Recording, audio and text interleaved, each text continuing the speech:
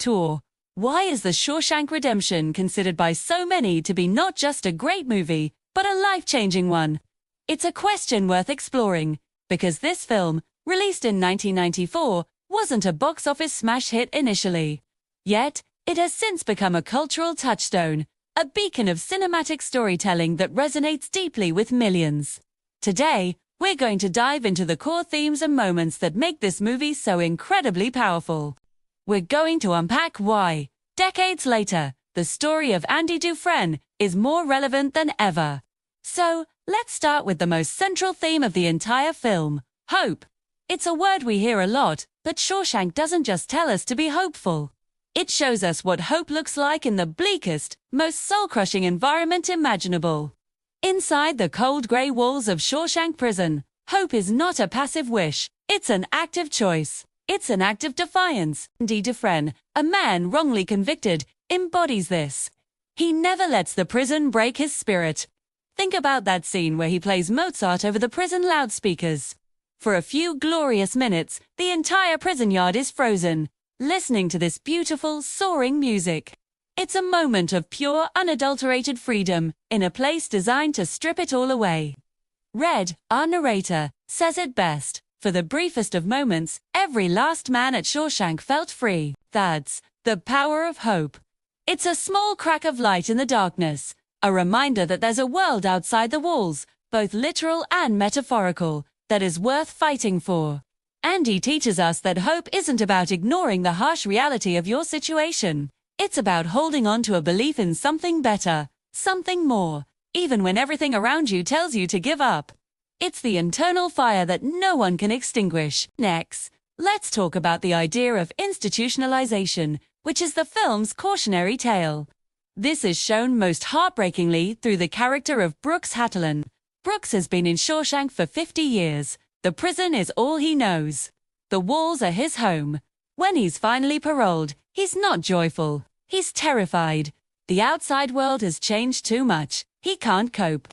He writes a letter to his friends back in prison, saying, "I'm tired of being afraid all the time." His story is a tragic warning about what happens when you become too comfortable in your own prison, whether it's a dead-end job, a toxic relationship, or a negative mindset. You become dependent on the very thing that confines you. Red is on the same path. After decades inside, he says, "These walls are funny. First you hate him, then you get used to him. Enough time passes, you get so you depend on him." But Andy's influence gives Red a different path. Senti gives him a purpose, a destination, Zilwatanejo, a place to go. This shows us the antidote to institutionalization, having a dream, a goal.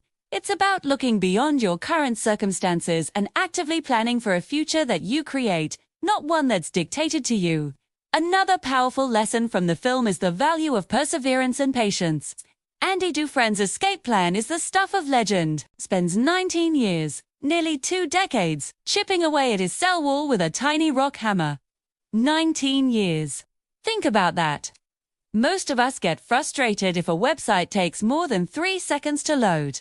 Andy's patience is monumental. It's a masterclass in the power of small, consistent actions over a long period. He never lost sight of his goal. Every night, a little bit of dust, a little bit of progress. This teaches us that significant change, the kind that truly alters your life, rarely happens overnight.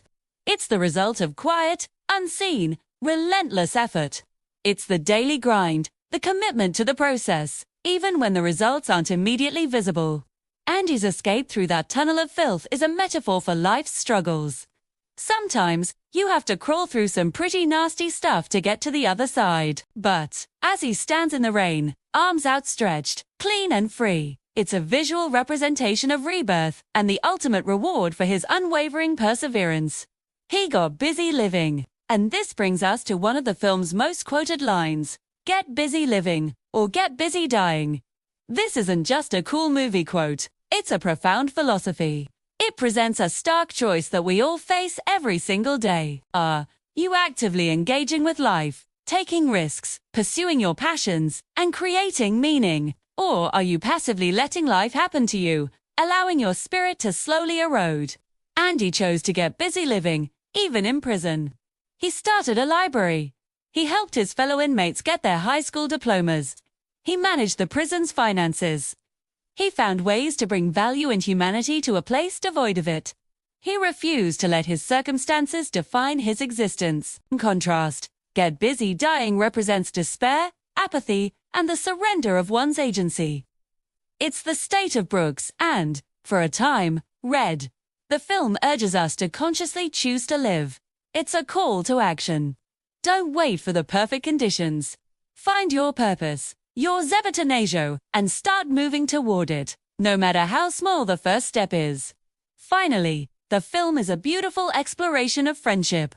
The bond between Andy and Red is the heart and soul of the movie. They come from completely different worlds, yet they form a connection that transcends the prison walls. Red is the guy who can get things. He provides Andy with the rock hammer, the posters, the tangible tools of his hope. But Andy gives Red something far more important. He gives him hope itself. Their friendship is built on mutual respect and understanding. They see the real person in each other, beyond the prison numbers and the crimes they may or may not have committed. It shows us that true friendship isn't about convenience. It's about being there for someone, believing in them, and reminding them of their own worth, especially when they've forgotten it.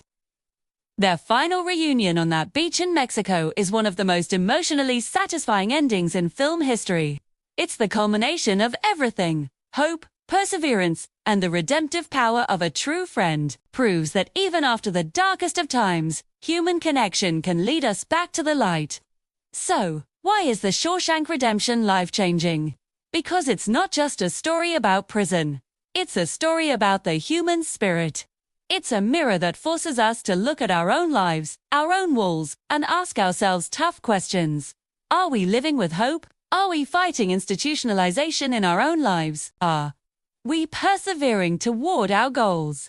Are we getting busy living? The movie gives us a blueprint for resilience. It shows us that no matter how dire the circumstances, the power to change our lives, to find freedom, ultimately resides within us. It's in the choices we make, the hope we nurture, and the friendships we build. That's why it's more than a movie. It's a timeless lesson in what it means to be truly and enduringly human. Thank you so much for watching. If this movie has impacted your life, I'd love to hear about it in the comments below. Don't forget to like this video and subscribe for more deep dives into the movies that shape us. See you next time.